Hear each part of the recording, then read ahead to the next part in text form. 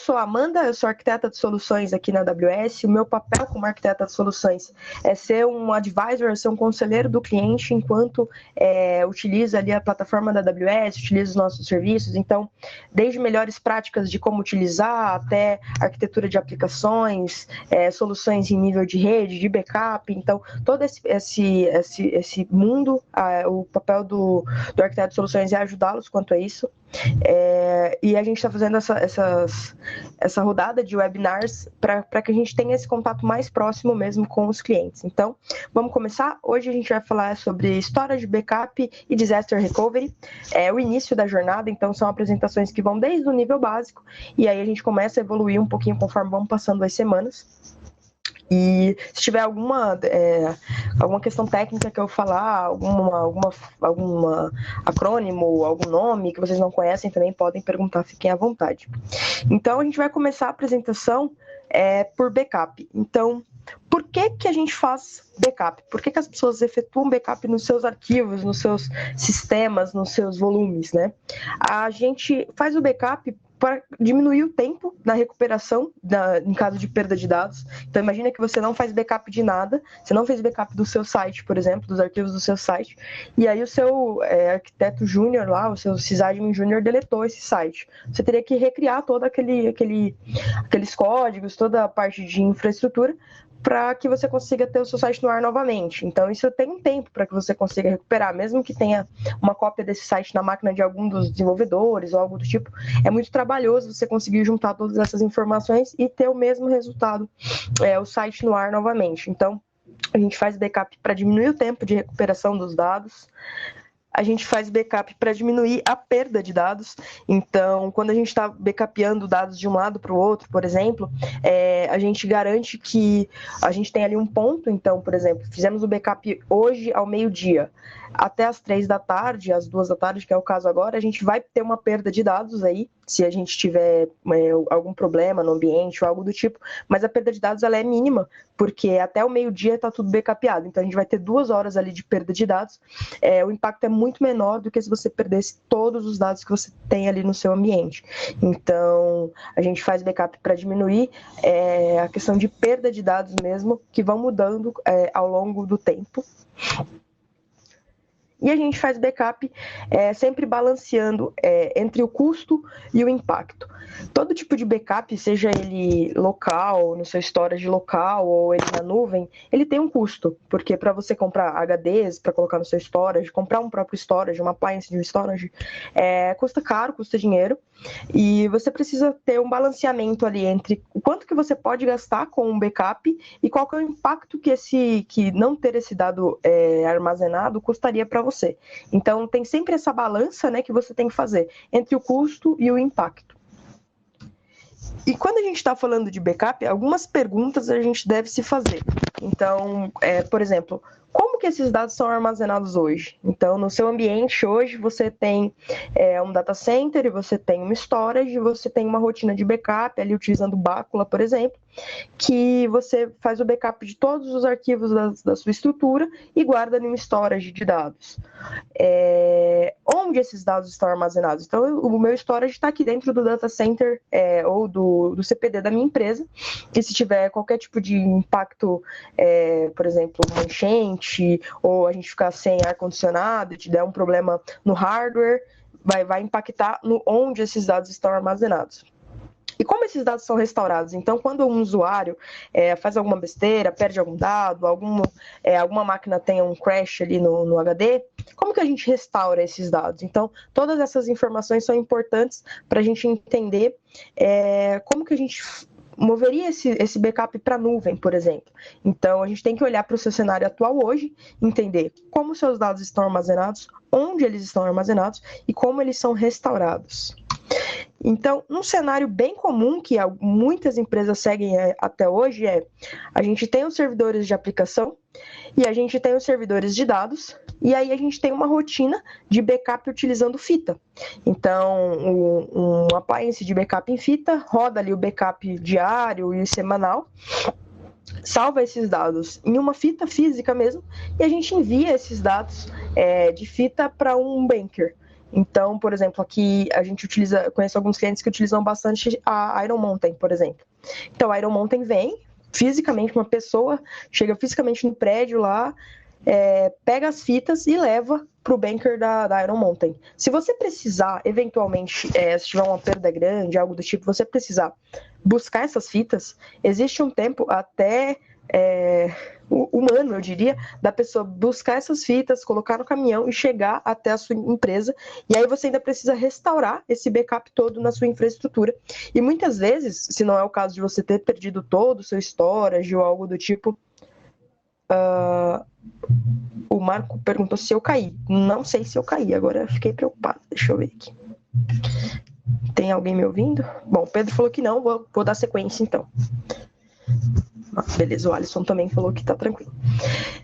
Então, se eventualmente você não perdeu, por exemplo, o seu storage inteiro, você só perdeu uma VM, você precisa do backup dessa VM da semana passada, por algum motivo, você vai ter que procurar nas suas fitas ou manter uma organização em fita muito bem orquestrada para que você saiba onde esses dados estão, em qual fita exatamente esses dados estão para você poder fazer o restore. Em uma situação real, né, aconteceu realmente na empresa que eu já trabalhei, a gente precisou fazer um restore de um dado de mais ou menos 6 meses atrás, e demoraria mais tempo para a gente rodar um job que a gente fez lá junto com o nosso Data Science para entender onde esse backup eventualmente estaria dentro das nossas fitas, da forma com que a gente organizava as fitas, demoraria mais tempo rodar esse job do que efetivamente contratar uma empresa terceira e recriar aquelas planilhas, etc., que a gente tinha perdido. Justamente porque manter essa organização do que está onde em suas fitas é um pouco trabalhoso e também é de certa forma perigoso o impacto que isso pode trazer para o seu negócio. Trazendo essas arquiteturas de backup para a nuvem, a gente trabalhando, utilizando serviços de nuvem para armazenar os nossos backups, a gente garante, por exemplo, que esse backup ele seja simples. Então, eu vou mostrar para vocês como que o S3 é configurado, como que você faz para criar um bucket no S3, para colocar um arquivo no S3, para escolher o tipo de tier que esse dado vai utilizar, então se ele é um dado muito acessado, se ele não é um dado muito acessado, se ele é frio, se ele é quente. Eu vou mostrar para vocês aqui, em tempo real, como é que configura isso. Vocês vão ver que é muito simples para configurar e ele é seguro, então tem um slide mais à frente que eu falo que a gente garante 11 novos de durabilidade nesses dados e também tem a elasticidade no custo, então você paga realmente pelo dado que você está armazenando. Então, se você tem 50 teras de dado, você vai pagar por 50 teras de dado. Se você tem 5 gigas, 10 gigas, você vai pagar apenas por esses 10 gigas que você está armazenando. E conforme for crescendo, as suas rotinas de backup foram sendo executadas, e você for crescendo a quantidade de dados, você vai pagando esses dados. Se eventualmente você puder fazer um expurgo, um rotate desses dados, porque você não vai mais utilizar o backup da semana passada, vai utilizar o backup apenas dessa semana, você também, conforme você apaga esse dado, você já não paga mais por ele. Então, essa elasticidade no custo e a simplicidade que os serviços de nuvem trazem, eles abstraem uma complexidade muito grande em armazenar e gerenciar backups in-house e também a questão de você precisar comprar efetivamente o hardware para suportar a quantidade de dados que você pode vir a ter, porque você tem que projetar para frente, para que você não tenha que estar fazendo compra de hardware todo mês, não é uma coisa simples de se fazer. Então, tudo isso a gente consegue abstrair utilizando os serviços da AWS. Opa, desculpa. Então, aqui alguns benefícios de a gente utilizar backup em nuvem, então, alternativas econômicas, então, de armazenamento, como eu falei para vocês, tem alguns níveis de serviço dentro do serviço do S3, onde você pode colocar seu dado para que ele seja mais frio, mais quente, um dado que não é tão acessado, um dado que você pode colocar ele em uma replicação de zonas menor, eliminar toda essa gestão de backup e administração de fita física, mesmo que eu mencionei. Também você pode utilizar esses investimentos que você fazia previamente com a sua infraestrutura para usar outros serviços de nuvem. Então, você pode colocar esse dado na nuvem e utilizar de serviços, por exemplo, de machine learning, para olhar para dentro desses dados e buscar até alguma informação, remover alguma informação desse dado. Então, coisa que você utilizando backup in-house, você não consegue fazer. você até consegue, mas é extremamente trabalhoso e requer um processamento, comprar assim, hardwares de processamento muito elevados, que você só vai usar eventualmente ali talvez uma vez por mês, uma vez por semana, que não faz sentido você pagar por isso de uma vez. Então, na AWS você consegue, por exemplo, utilizando o S3, você pode colocar toda a sua massa de dados no S3. Então, vamos usar um exemplo real. A gente tem alguns clientes que tem diversos dados em planilhas, então relatórios em planilhas, dados de usuários em planilhas, dados de forecast, etc. Tudo em planilhas, você coloca todos esses dados, então às vezes teras de dados soltos, né, dentro do S3, e você pode utilizar outros serviços da AWS para limpar esse dado e para remover informação dele, então processos de machine learning mesmo para olhar para esse dado e remover algum fato, alguma projeção em cima desses dados. Então, eu mencionei algumas vezes aqui o serviço do S3. Então, o S3, ele tem dentro dele também um tier que a gente chama de S3 Glacier, que ele é desenhado para ter 11 nodos de durabilidade, como eu mencionei para vocês. Isso porque ele é replicado em diversas zonas de disponibilidade. Então, uma vez que você coloca o seu dado no S3, ele é automaticamente, isso se ele estiver no tier standard, por exemplo, ele é automaticamente replicado para as demais zonas de disponibilidade daquela região. Então, por exemplo, se você coloca o seu dado no S3 utilizando a região de São Paulo, como é comum, algumas empresas não podem ter o seu dado replicado para fora do Brasil, por exemplo. Você pode colocar o seu dado no S3 em São Paulo, e esse dado ele vai ser replicado nas 3 zonas de disponibilidade que a gente tem aqui em São Paulo. Então, se eventualmente a AWS perdeu uma zona de disponibilidade, seja por uma tragédia, por exemplo, da natureza, um desastre natural e teve um terremoto e perdeu aquela zona de disponibilidade, aquele data center foi afetado, o seu dado ainda está automaticamente replicado nas outras zonas de disponibilidade. Isso garante para você que aquele seu dado, assim, ele não vai ser perdido. A gente tem 11 noves de garantia, então 99,99999 de garantia de durabilidade em cima do seu dado. Então agora chega de falação, deixa eu vou abrir aqui para vocês o painel mesmo do S3. Vocês estão vendo a minha tela direitinho? Alguém puder responder aí, Joãozinho? Normal, beleza. Estamos vendo. Legal. Estamos vendo, Amanda. Então, esse aqui é a console, né, da AWS, para quem não estava na semana passada. Essa aqui é a carinha que tem o console da AWS, uma vez que você está logado dentro de uma conta da AWS. Então, aqui algumas informações, como, por exemplo, como eu mencionei, a região onde você vai criar esse S3, né, o bucket do S3. Então, como eu usei o exemplo de São Paulo, vamos usar a região de São Paulo aqui, depois a gente volta para Virgínia, porque eu já fiz algumas outras coisas na região da Virgínia que eu gostaria de mostrar para vocês, mas aqui em São Paulo a gente pode criar um bucket S3, onde você poderia vir a armazenar os seus backups, por exemplo. Então, aqui os buckets, né, que eu já tenho criados na minha conta, então a gente vai criar um novo bucket. Então, um bucket, ele é simplesmente um balde que está dentro do serviço do S3 da AWS. O S3 é o storage de objetos da AWS, onde você pode armazenar qualquer tipo de objeto. Então, por exemplo, desde imagens, planilhas, músicas, se for o caso do seu negócio, arquivos de texto, por exemplo. Então, todos os tipos de objetos você pode armazenar no S3 e ele é muito simples de ser configurado. Então, vamos criar aqui um bucket para vocês verem como que é a criação de um bucket. Deixa eu pensar um nome para o nosso bucket. Então, vou utilizar Storage Backup DR Workshop.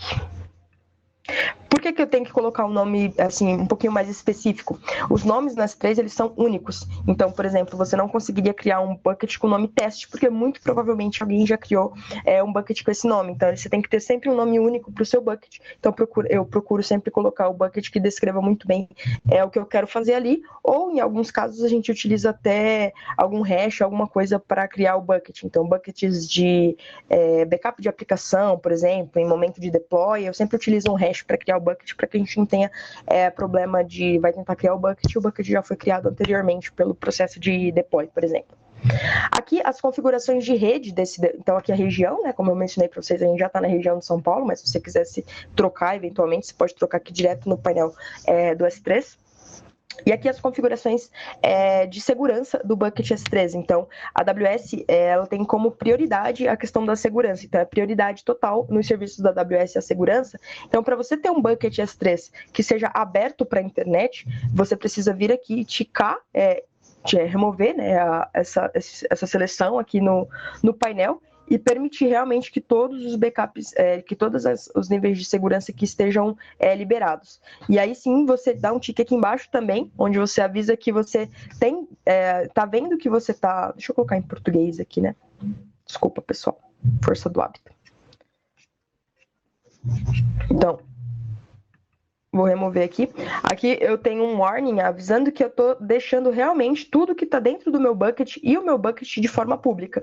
E aí podem ocorrer problemas de vazamento de dados, esse tipo de coisa. Então, na AWS a gente pede encarecidamente para todos os clientes sempre criarem os seus buckets completamente fechados para acesso público e, se for necessário liberar o acesso de um arquivo ou outro arquivo de forma pública, que faça outros tipos de configuração. Então, a gente vai deixar o nosso bucket com todo o acesso público bloqueado e o bloqueio, desculpa, em nível de objeto também bloqueado. Eu removi o nome do bucket aqui. Então, storage, backup, S3, workshop. Acho que pode ser assim.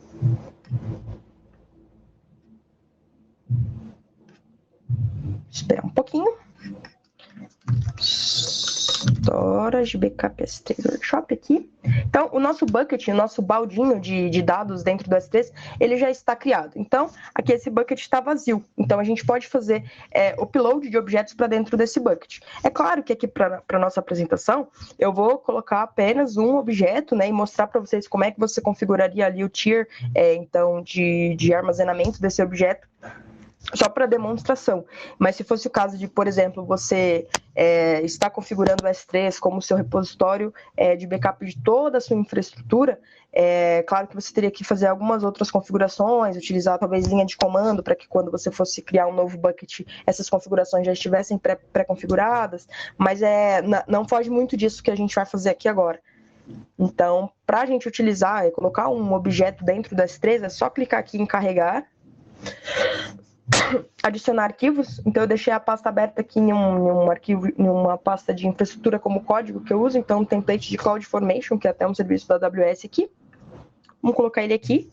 E aí você pode ou carregar ele aqui, e aí ele vai utilizar as configurações padrão, então ele vai armazenar esse dado como S3 standard, de algumas outras propriedades já setadas como padrão, mas como a gente quer ver como é que realmente você utiliza o S3, então a gente vai passar fase por fase. Uma informação importante que até apareceu aqui no painel para me ajudar a não esquecer: se você for subir arquivos maiores do que 160 GB, aí a gente recomenda que você utilize realmente a AWS CLI, então linha de comando, ou então algumas outras funções, como SDK ou REST do próprio S3. Então tem diversas formas de você subir um arquivo para o S3, mas arquivos pequenos você pode subir manualmente, sem nenhum tipo de problema.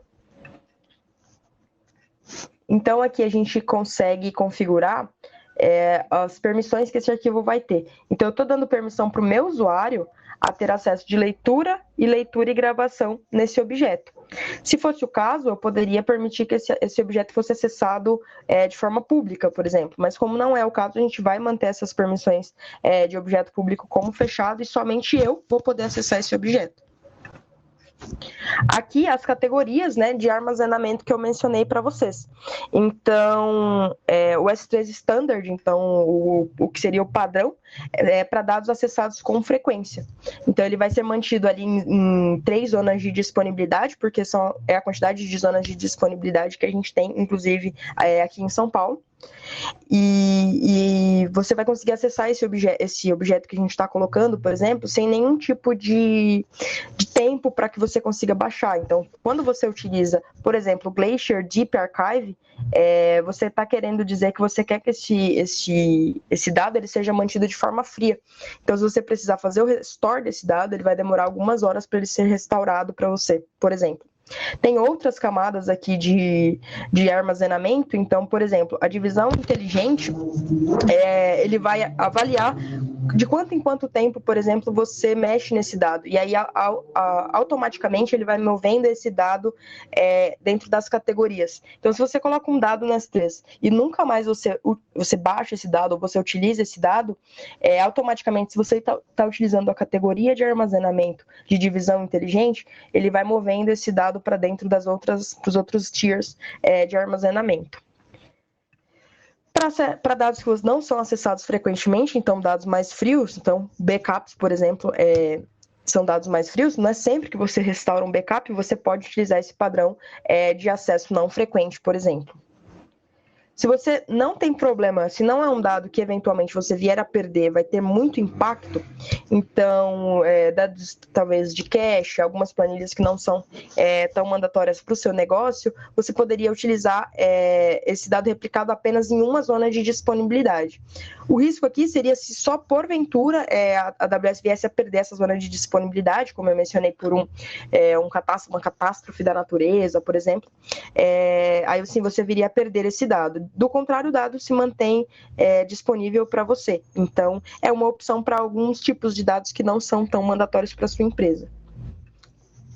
O Glacier, então, ele garante que você também vai ter esse dado replicado com 11 nodos de durabilidade, mas esse aqui é para dados frios, então para dados que você não tem problema de, por exemplo, preciso restaurar esse dado, mas não tem problema que eu tenha um impacto ali de algumas horas, que pode variar ali de minutos para horas, para esse dado ser restaurado. Então, por exemplo, máquinas virtuais, máquinas virtuais de um ambiente de desenvolvimento e homologação. Você fez o backup dessas máquinas virtuais, guardou no S3 e guardou como Glacier, porque se o usuário perdeu a máquina virtual ou se teve algum tipo de crash, você não tem problema, por ser ambiente de desenvolvimento e homologação, em demorar um pouco para poder restaurar esse backup. Então, essa é uma possibilidade aí de utilizar o Glacier. O Glacier Deep Archive é para dados que a gente fala, por exemplo, backup de 10 anos. Então, muito dificilmente você vai precisar fazer o restore de um backup de 5 anos, de 10 anos, por exemplo. Então, você não tem problema de ter o tempo de recuperação ali em horas, em 4, 6 horas para você fazer esse restore, porque é muito difícil você ter que efetivamente restaurar esse backup. E de redundância reduzida, então dados também não críticos, igual eu mencionei aqueles dados que você pode, porventura, não ter a replicação, acessados com frequência também. Aqui, níveis de criptografia, então se você vai armazenar no seu dado, o seu dado ali dentro, dados críticos para o seu ambiente, então, porventura, dados de CPF, data de nascimento, informações realmente dos seus clientes finais, ou senha dos seus usuários, algo desse tipo, você pode criptografar esse dado na AWS, utilizando o AWS KMS, e você pode ter a chave dessa criptografia com você, ou com a gestão da própria AWS. Então, tem essas duas possibilidades. Você pode não ter nenhum tipo de criptografia, você pode ter a criptografia onde a chave de decriptografia fica com o poder da AWS, lá no serviço do KMS, ou com a chave de criptografia, onde você mesmo pode guardar essa chave para você. Quando você quiser fazer a decriptografia desses dados, você vai lá e menciona a chave. É importante mencionar que você, obviamente, não pode perder essa chave. Beleza? Então vamos deixar aqui no padrão mesmo e vamos para a próxima parte. Aqui a gente está fazendo uma análise de todas as propriedades que a gente setou. Então a gente está subindo um arquivo, permissões são só a Amanda vai poder acessar esse arquivo. A gente não vai ter nenhum tipo de criptografia e o armazenamento vai ser do tipo padrão. Então S3 standard mesmo. A gente carrega esse dado aqui e pronto, o dado já está disponível no S3 com a última data de modificação, qual que é o tamanho do arquivo, qual que é a categoria de armazenamento. Legal? Então, esse é um overview, obviamente, do S3. Existem outros diversos níveis de conhecimento de S3 que a gente pode vir a se aprofundar em um futuro workshop ou algo do tipo, mas é para mostrar para vocês que o nível de complexidade que o S3 traz, ele é um pouco mais baixo, né? Você consegue ir no painel, navegar entre os seus arquivos, visualmente entender os seus arquivos com data de modificação, com tamanho, com qual que é a categoria de armazenamento desses arquivos, sem precisar se logar numa máquina virtual, rodar diversos scripts, nada disso. Então a console abstrai isso para você. Quando você já tem muitos arquivos, você já tem esses arquivos versionados, então se porventura alguém, por exemplo, deletar um arquivo, esse arquivo estando versionado no S3, você não perde esse arquivo, aí sim você vai ter talvez que configurar ali uma AWS CLI para você conseguir percorrer todos esses arquivos, por ser uma massa de arquivos muito grandes que a olho nu você não vai conseguir identificar. Mas para poucos arquivos, para arquivos de backup, você consegue facilmente navegar aqui no painel do S3. Legal? E aqui ficam todos os buckets que você eventualmente tiver na sua conta. Eu até pensei em utilizar uma conta nova que não tivesse nenhum bucket, mas eu queria mostrar para vocês mesmo como é que ficaria a sua conta depois de ter alguns buckets. Então, tem todos os nomes dos buckets, as regiões onde eles foram criados, o nível de acesso desses buckets e a criação desse bucket. Legal? Então, vamos retomar aqui para a nossa apresentação, para a gente seguir aqui a linha de raciocínio. Então, a gente falou de S3, falou de Glacier, Storage Gateway. Então, a AWS possui um serviço chamado AWS Storage Gateway. Desculpa. Esse serviço, ele foi criado para que a gente consiga fazer um intermédio entre os seus backups da forma com que você faz hoje e a nuvem. Então, para que você não tenha que ter, por exemplo, uma série de scripts que pegue os seus dados e jogue ele no S3, você pode, por exemplo, utilizar o Storage Gateway do tipo File Gateway. Então, você consegue armazenar os seus objetos que estão ali no seu data center dentro do S3, utilizando o NFS, por exemplo. Então, você sobe uma máquina virtual ali na sua infraestrutura, você configura ela como um File Gateway, e aí você faz a configuração de NFS ou Samba, se for o caso, com as suas outras máquinas virtuais, ou então até o seu appliance de storage, por exemplo. E aí você consegue enviar esses dados, esses objetos, para dentro do S3, sem precisar fazer como eu fiz, ir lá no painel e procurar o dado na sua máquina, ou então criar uma série de scripts em Python ou em Shell Script, que seja, para colocar esses dados no S3. Então o File Gateway vai funcionar mesmo como um NFS, que uma vez você colocando esse dado dentro dessa máquina virtual de File Gateway, ele replica para dentro do bucket S3.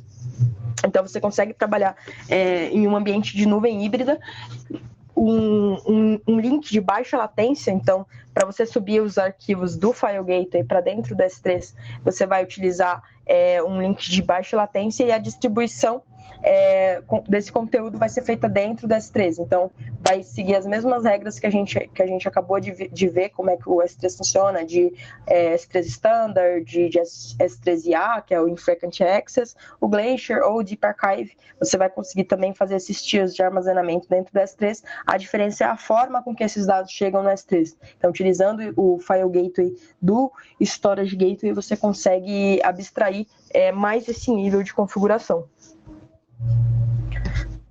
Deixa eu abrir aqui. O Tape Gateway, então, para aquele caso, aquele primeiro cenário que a gente conversou, então, Iron Mountain, onde você tem algumas fitas que você guarda essas fitas dentro de um bunker de fitas, de uma empresa que faz bunker de fitas, de backup em fita, e também você precisa fazer o gerenciamento dessas fitas, esse tipo de coisa.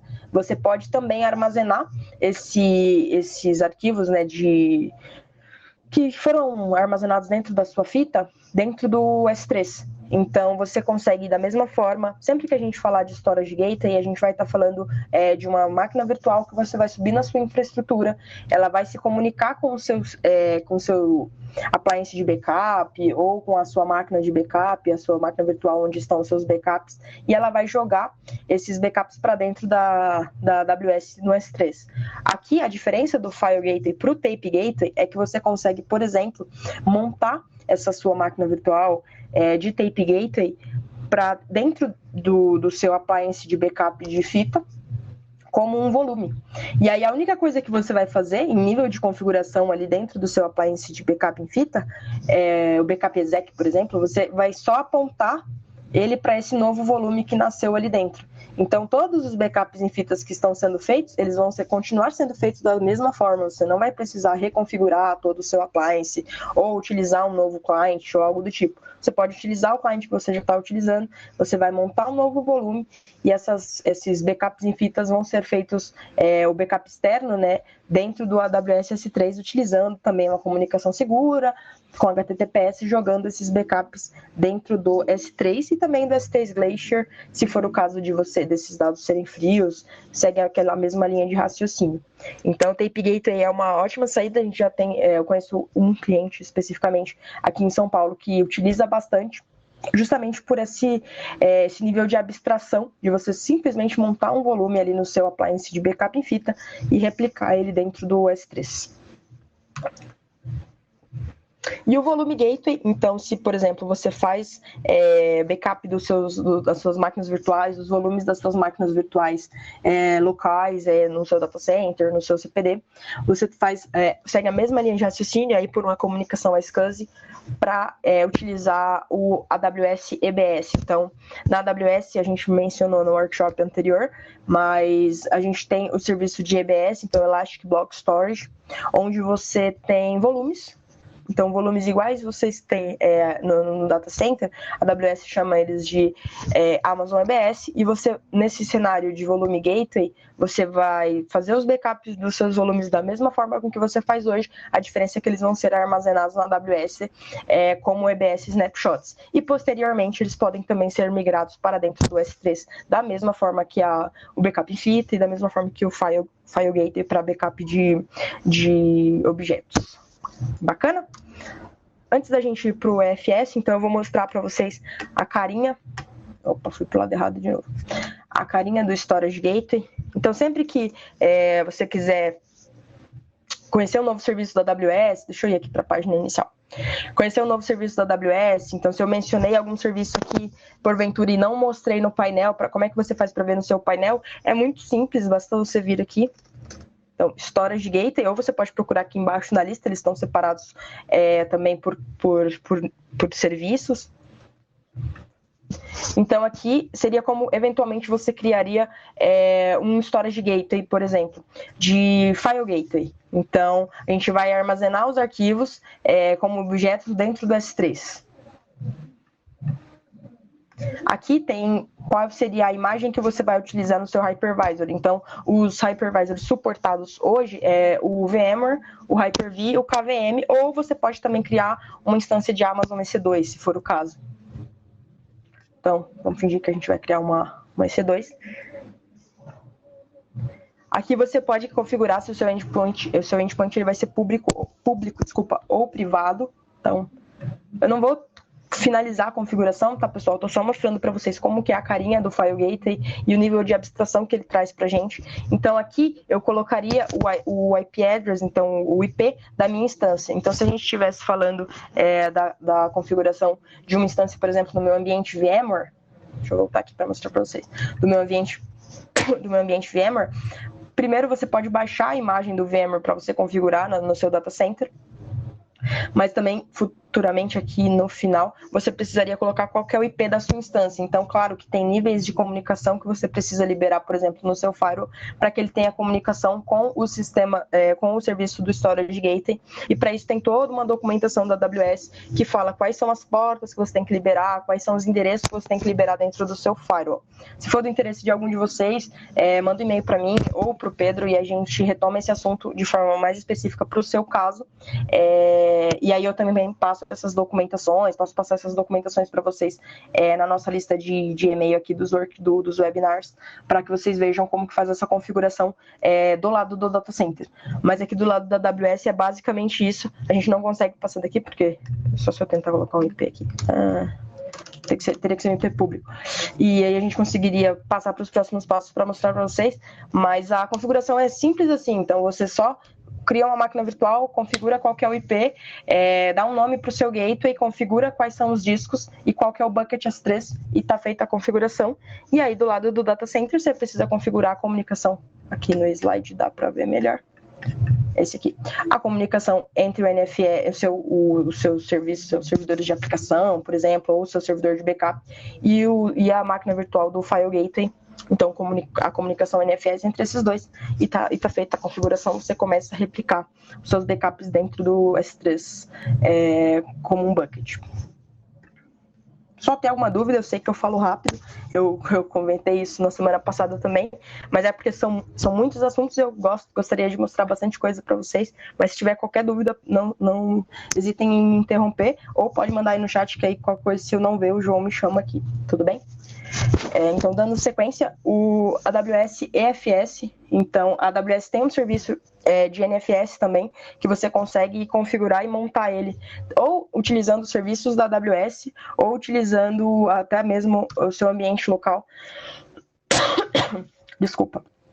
Então, aqui é um exemplo de como você poderia utilizar o EFS, que nada mais é do que um NFS, para se comunicar com a sua aplicação. Então, aí, ao invés de você precisar configurar uma máquina virtual, eventualmente com o Storage Gateway, ali, o File Gateway ou o Volume Gateway, você configura somente o serviço do EFS da AWS, faz a comunicação com o seu servidor de aplicação ou o seu servidor de backup, e ele faz o sync diretamente com o S3. Isso aqui abstrai também bastante coisa, mas eu recomendo ele mais para cenários, por exemplo, onde você já tem um NFS configurado, um servidor de NFS configurado, que já faz essa replicação para algum outro lugar, por exemplo. Então, você já tem um NFS ali que pega os seus backups e coloca em uma máquina virtual, em outro host, por exemplo. Então, eu recomendaria esse cenário para quando você quer, por exemplo, só trocar para onde esse seu NFS está jogando e aí utilizar o S3. Daí você pode utilizar o serviço de EFS da AWS, você não precisa gerenciar um NFS, e aí você garante os níveis de serviço, né, as abstrações que os serviços trazem para você, e os níveis de serviço da AWS para jogar essa replicação, esses dados do S3, por exemplo. O último serviço de backup que a gente vai mencionar antes da gente entrar num contexto de disaster recovery na AWS é o AWS Backup. Então, ele também é um serviço de backup onde você consegue backupear. Aí aqui já falando de serviços AWS, você consegue backupear, por exemplo, como eu mencionei, EBS ou EFS, RDS, EC2, que são as máquinas virtuais da AWS. Então, eu vou mostrar para vocês a carinha dele também. AWS Backup. Só que eu fiz um teste, eu deixei rodando ontem porque demora um pouquinho, né? Como é um backup de uma máquina virtual, ele demora um pouquinho. Eu vou colocar em inglês aqui só por força do hábito, mas se tiver alguma informação que vocês não entenderam, algo do tipo, pode me perguntar também. Então, essa aqui é a carinha do AWS Backup. Então, a gente vai criar um backup on demand, mas não vai dar tempo dele terminar enquanto a gente está na apresentação, tá, pessoal? Então, eu vou criar só para mostrar como é que faz para criar, mas aí eu já deixei um criado, pode ver que tem um completo aqui, que eu fiz ontem à noite, para conseguir mostrar para vocês. Então, a gente vai criar um backup on demand de uma máquina virtual, mas também, só antes da gente criar aqui, mas também existem outras formas de criar backup. Então, você poderia, por exemplo, criar um backup plan. Eu também criei um pro projetinho aqui nosso, que ele rodaria diariamente, por exemplo. Então, acho que eu coloquei diariamente às 9 da noite, isso mesmo. Então, um esquema, né, um backup plan, um plano de backup que vai rodar todos os dias às 9 horas da noite para fazer o backup de alguns recursos. Então, poderiam ser recursos, por exemplo, máquinas virtuais. Aqui, ó. O recurso poderia ser, por exemplo, máquinas virtuais, EC2. E aí a gente vai backupear todos os recursos, ou por recurso ID, poderia colocar o ID, o nome da minha máquina virtual, aqui aparece as que eu já tenho criada, ou por tag. Então, na AWS, a gente consegue taguear todos os serviços AWS. Então, por exemplo, as minhas máquinas virtuais, elas têm uma tag que é backup on, eu acho que tá assim. Então, vou colocar aqui C2. Todos os serviços da AWS que tiverem a tag backup on, então a rotina de backup está ligada para esse serviço, ele vai se aplicar aqui dentro do meu backup plan e ele vai ser backupeado todos os dias às 9 da noite. Beleza? Só para mostrar para vocês que existe o backup plan, que você pode, aqui, ó, backup on, que você pode backupear os seus recursos baseado em tags, e que você pode escrever regras também aqui. Eu acho que eu escrevi mais uma de teste. que é a cada 12 horas, por exemplo, fazer o backup a cada 12 horas, começando às 9 da noite. Mas para a nossa demonstração, a gente vai criar um backup on demand. Então, a gente vai fazer o backup de uma EC2. Vamos fazer da 1. A gente quer criar um backup agora. Esse backup ele pode expirar... deixa never mesmo. Backup vault é para caso você esteja fazendo backup, por exemplo, de algum dado sensível que precise, por exemplo, de criptografia. Então, você pode utilizar o backup vault para isso. Eu acho que eu tenho uma role criada aqui, acho que eu não vou lembrar o nome. Vamos usar a default mesmo, porque eu não lembro o nome. Dá uma tag aqui, dá um workshop.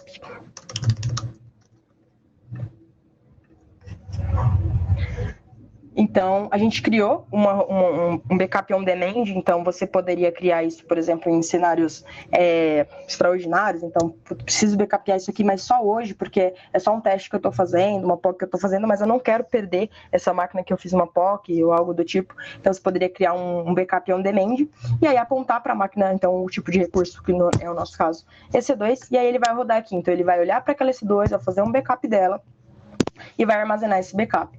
Para você ver quais foram os arquivos que foram os serviços, que foram backupeados, é aqui do lado em Protected Resources. E aqui tem a máquina que eu fiz o backup ontem, então foi feito ontem, 9 da noite. E aí tem aqui a imagem. Eu acho que esse aqui ele se aplicou naquele backup plan que eu criei de teste, para mostrar para vocês. Eu não tinha feito a conta das horas, mas deu certinho. E aqui a gente poderia, por exemplo, restaurar essa máquina virtual, se for o caso, como uma EC2. Aí aqui tem todos os tipos de instância que você poderia colocar para esse backup ser restaurado, configurações de rede, VPC, subnet, qual role esse serviço utilizaria. Legal? Então, aqui só um overview de como funciona o AWS Backup. Ele é muito fácil de ser configurado também. Você pode configurar um backup plan que aplique para toda a sua conta, então, para todas as suas tabelas de Dynamo, para todas as suas EC2, os seus EBS, todos os dias serem backupeados, por exemplo, sem que você precise utilizar serviços terceiros ou também coleções de scripts para fazer essas configurações. Deixa eu ver se tem alguma coisa aqui. O Pedro. Legal? Seguindo agora para o nosso último assunto, acho que a gente ainda está no tempo. Então, Disaster Recovery na AWS. Disaster Recovery é sempre um assunto um tanto polêmico, porque fala basicamente de você replicar o seu ambiente em outros lugares, isso eleva custos, etc. Mas eu vou mostrar para vocês uma abordagem bem simples, bem interessante de como você pode utilizar Disaster Recovery na AWS. Mas antes disso, vamos fazer uma introdução para ficar todo mundo na mesma página quanto a esse assunto.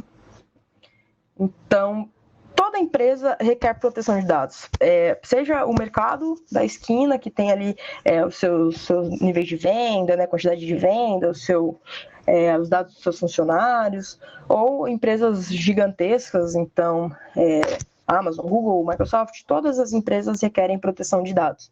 Por quê? Pode acontecer um desastre natural, pode acontecer qualquer tipo de indisponibilidade e falta de acesso à infraestrutura.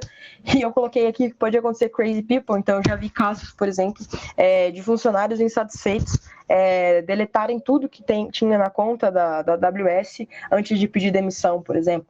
Então, se não tem nenhum tipo de backup, nenhum tipo de disaster recovery, nenhum tipo de armazenamento desses dados em outras fontes, isso pode impactar diretamente o seu negócio. Então, essa empresa que aconteceu, essa situação de um funcionário que não estava feliz, deletar tudo que ele tinha acesso, ele conseguiu deletar na AWS, teve um impacto direto no negócio, e é um negócio assim, muito grande, e só foi possível restaurar, né, levou mais de 24 horas para restaurar tudo, mas só foi possível realmente restaurar ali todos os bancos de dados, todas as aplicações, porque o analista de infraestrutura tinha ali algumas receitas de como criar os ambientes, e os desenvolvedores também tinham scripts que conseguiam fazer buscas dentro do cache para repopular o banco de dados. Então, um problema gigantesco. Levou mais de quase 2 dias, 20, 30 e poucas horas para para restaurar todo o ambiente, e isso no negócio, mais de 30 horas sem vender, é um impacto muito grande. Então, se eles tivessem, por exemplo, rotinas de AWS Backup configuradas, se eles tivessem um ambiente de DR configurado, replicado em outra conta AWS, mesmo que estivesse desligado, fosse só ligar, o impacto teria sido muito menor, talvez ali de 1-2 horas, e aí o impacto direto na venda também não teria sido tão grande. Então, aqui a gente vai ver algumas formas de como a gente pode utilizar, deixa eu vir aqui, de como a gente pode utilizar Disaster Recovery utilizando nuvem. Então, da mesma forma que nos backups a gente tem custo variável, com o Disaster Recovery na nuvem também, então você só vai pagar realmente aquilo que você utilizar. Se você conseguir replicar a sua infraestrutura, seja em outra região ou em outra conta, por exemplo, deixar ela desligada, que seja, para quando acontecer uma interrupção no seu serviço, você apenas ter o trabalho de ligar essa infraestrutura, você também só vai pagar quando essa infraestrutura estiver ligada, e você tem todas essas configurações, tudo isso que eu falei até agora, que podem ser feitos através de APIs da AWS, então configurações automáticas para Disaster Recovery, para backup, para storage, tudo isso podem ser feitas através das APIs da AWS, então você consegue utilizar as suas automações, a sua equipe de infraestrutura para fazer isso. Então, os conceitos de disponibilidade, né? Então, alta disponibilidade, então, seus serviços sejam mantidos ali em execução 24/7, backup, então, tudo isso que a gente já falou sobre backup, os serviços que a gente já falou sobre backup, e agora, por fim, Disaster Recovery, então, recuperar os seus aplicativos, a sua infraestrutura, depois de um desastre em pouco tempo, né? Então, alta disponibilidade, manter as suas aplicações rodando 24/7. A melhor forma de você manter seus serviços rodando 24/7 sem interrupções é utilizar realmente serviços. Então, por exemplo, num cenário utilizando banco de dados. Ao invés de você configurar máquinas de banco de dados, então mesmo que sejam EC2 com MongoDB ou com SQL Server rodando, você tem diversos níveis de configuração que você tem que manter ali naquela infraestrutura para que ele fique 100% disponível, 24/7, diversas formas de monitoração também, para que você garanta que está tudo funcionando, tudo saudável.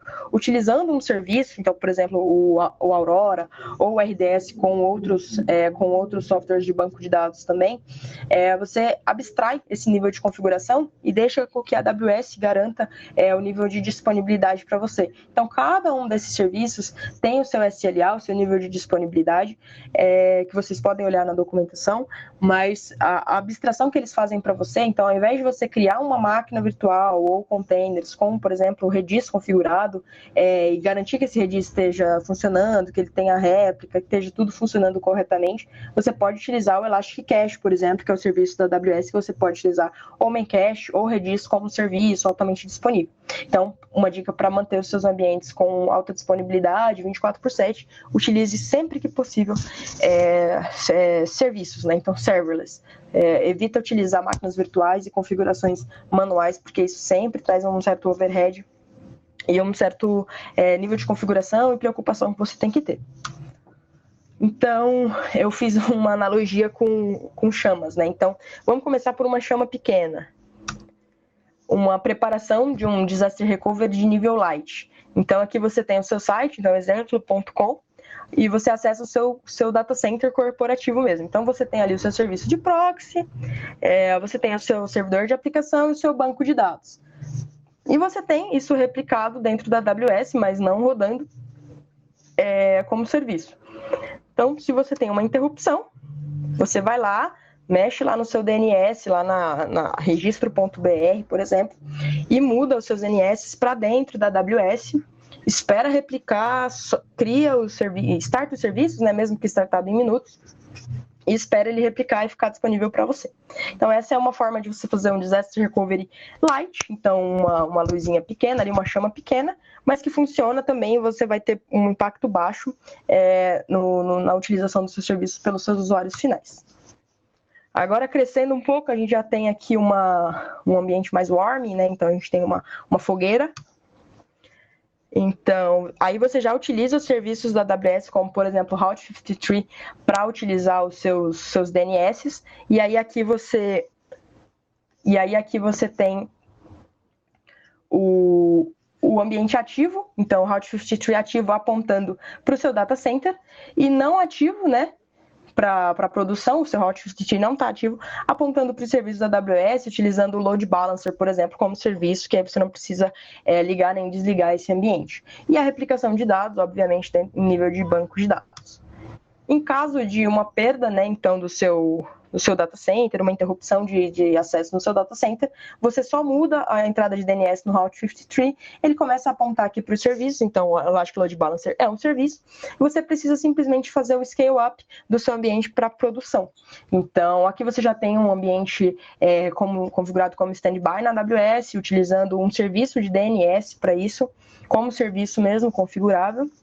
E você consegue ter um impacto também baixo na disponibilidade dos seus serviços. E agora o estado da arte, né? Então, bem hot, quente no caso. Você tem o Route 53 apontando para 2 ambientes e ativo para os 2 ambientes. Então, o Route 53 consegue fazer o health check, eu vou mostrar para vocês como que ele faz isso. Então, ele está ativo e fazendo health check. Então, digamos que você quer utilizar como primário, o seu ambiente de data center, ele deixa essa entrada como primária e vai funcionando aqui e fazendo health check, se for o caso, de ter uma interrupção, ele mantém o seu ambiente ativo do outro lado. Então, o próprio Route 53 faz essa inteligência para você de entender se houve alguma interrupção no serviço, você não precisa fazer nenhum tipo de alteração manual se você tivesse esse ambiente impactado. A única questão é escalar o seu ambiente para produção mesmo. E aí, semana que vem, no workshop, no webinar, de auto-scaling, eu vou mostrar para vocês como você pode configurar regras e métricas para que você tenha esse ambiente escalável, né? Você consiga fazer o scale-up do seu ambiente para a produção sem precisar ter intervenção manual. Então, pela última vez, vamos voltar lá no nosso painel. Deixa eu vir aqui no serviço de Route 53. O Route 53, ou Route 53, é o serviço de DNS da AWS, então você consegue fazer o gerenciamento de zonas de DNS aqui. Eu comprei um domínio para que a gente conseguisse testar. O domínio é o meu nick, então mandalvisque.com.br, vocês podem até acessar e deixa eu só ver se eu não derrubei nada enquanto a gente estava brincando aqui. Legal, então eu fiz uma pagininha simples de doação de sangue, então se você quiser se cadastrar para doar sangue, você pode vir aqui, cadastrar seu nome, e-mail, tipo sanguíneo e clicar em quero ajudar, você vai se cadastrar na aplicação. Por um motivo de que eu quero mostrar na semana que vem essa configuração de banco de dados com auto-scaling, auto-disponibilidade, tudo isso, o banco de dados não está configurado propositalmente. Então, eu configurei aqui algumas pessoas, então eu mesma e mais algumas pessoas, para que a gente consiga mostrar a aplicação. Mas o que a gente vai fazer agora é desligar essa aplicação para que a gente veja o Health Check funcionando em tempo real. Então, deixa eu só mostrar para vocês aqui. Eu já deixei configurado, porque também toma alguns minutinhos para que ele consiga o health check de ok, porque ele testa algumas vezes e tudo mais. Mas eu vou mostrar. Espera aí que a minha sessão expirou aqui do meu login. Desculpa. Isso sempre acontece comigo. Aqui. Legal. Vamos voltar lá no health check aqui. Então, só para vocês verem aqui qual que é a zona de DNS. Então, o health check, eu criei um health check para ele. Então, da nossa aplicaçãozinha de doação de sangue, esse health check, ele está apontando aqui para uma máquina virtual. Então, se a gente for lá em EC2, vocês vão ver que tem 2 máquinas virtuais rodando com a mesma aplicação. O que eu fiz foi... Uma está verde, se eu não me engano, e uma está vermelha. Então, a gente tem 2 máquinas virtuais rodando com a nossa mesma aplicaçãozinha de doação de sangue. Beleza? Agora, o que a gente vai fazer... Deixa eu só ver aqui para onde que ele está apontando, para a gente não deletar a errada. Então, a minha entrada... Qual que é? Essa é a secundária. A minha entrada primária... Então, tá vendo o que eu falei para vocês? Que a gente pode deixar o primário como data center e o secundário como AWS, por exemplo. Então, a minha entrada primária está apontando para o 2, beleza? Para o 2 sangue 2. Então, a gente vai desligar. A nossa máquina virtual 2 sangue 2.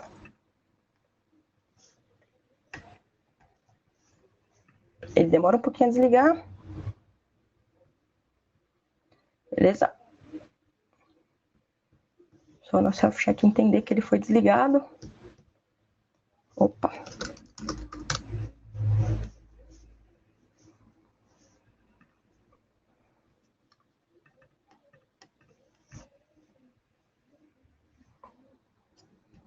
Só ver se eu não desliguei o errado, né?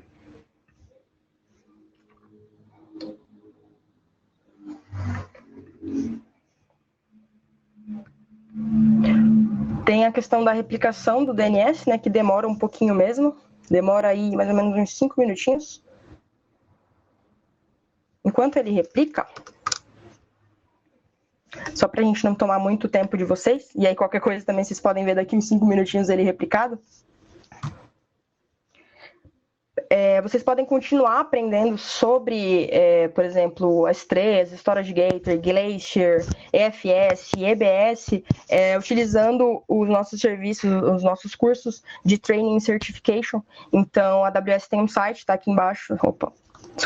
Aqui embaixo, aws.amazon.com/training path storage. Então, tem mais de 45 cursos gratuitos que cobrem todos esses pontos que a gente trouxe aqui hoje no workshop. Inclusive, eu posso até procurar para vocês e mando por e-mail como que faz essa configuração do Route 53, ficou um pouquinho apertado e a gente tem que esperar os 5 minutinhos ali da replicação do DNS. Mas daqui uns 5 minutinhos vocês podem tentar acessar lá também. E semana que vem, terça-feira, às 14, a gente vai falar sobre autoscaling, logs, métricas, configurações, como você faz para a sua aplicação utilizar, por exemplo, cache, para que você não perca a sessão, esse tipo de coisa. Ah, legal, a Raquel mandou aqui o link para vocês, para que vocês não tenham que pesquisar. Obrigada, Raquel. Para que vocês não tenham que pesquisar esse link que eu passei para vocês, que tem vários treinamentos gratuitos que vocês podem fazer aí nesse momento de quarentena, talvez, utilizar para a gente estudar um pouco. Legal? Alguém tem alguma dúvida, pessoal? Eu sei que eu comi 2 minutinhos a mais do que era esperado aí do tempo, mas se tiverem alguma dúvida, pode mandar por e-mail também, fiquem à vontade, tá bom?